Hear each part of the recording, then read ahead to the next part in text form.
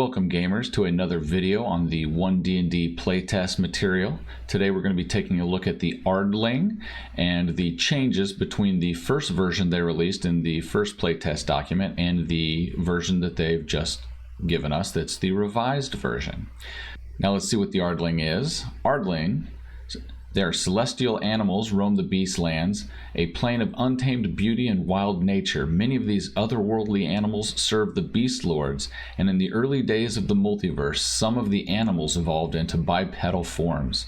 Among their numbers are Ardlings, people with beast-like heads, keen senses, and an innate connection to divine magic. Long ago, the ancestors of Ardlings migrated to the material plane, and Ardlings can now be found on many worlds. An Ardling has a head resembling that of an animal. Depending on the animal, the Ardling might also have fur, feathers, or scales.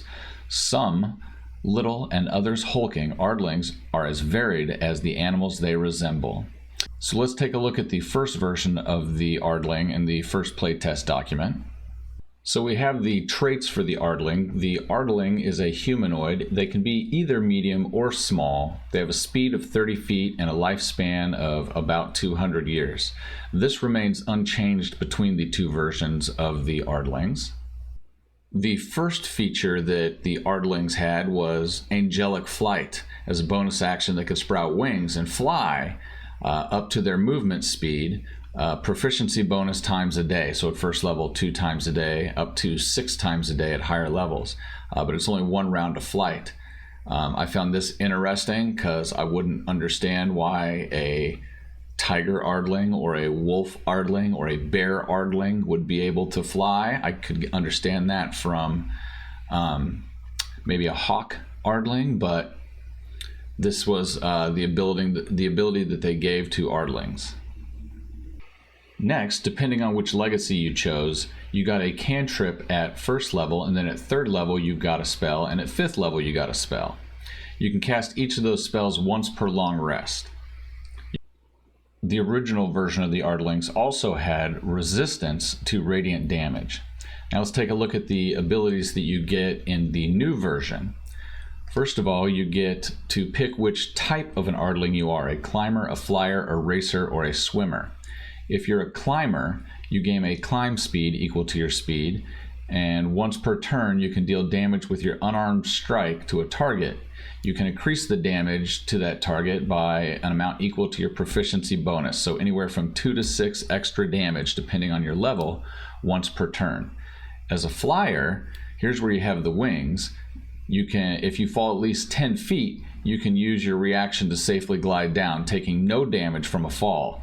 In addition, when you take the jump action, you can flap your wings to gain advantage on the action's ability check. So no actual flying, just safety when you're falling, really.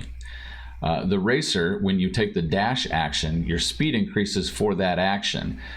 The increase equals 10 times your proficiency bonus. So at first level, 2 times 10 is 20, so you get an extra 20 feet on your dash action, or an extra 60 feet on your dash action at higher levels. And as a swimmer, you can hold your breath for up to 1 hour at a time, and you have a swim speed equal to your speed. In addition, you have resistance to cold damage. So the abilities we have for a climber, you get climb speed and a couple extra points of damage on unarmed strikes. You get safety falling if you're a flyer.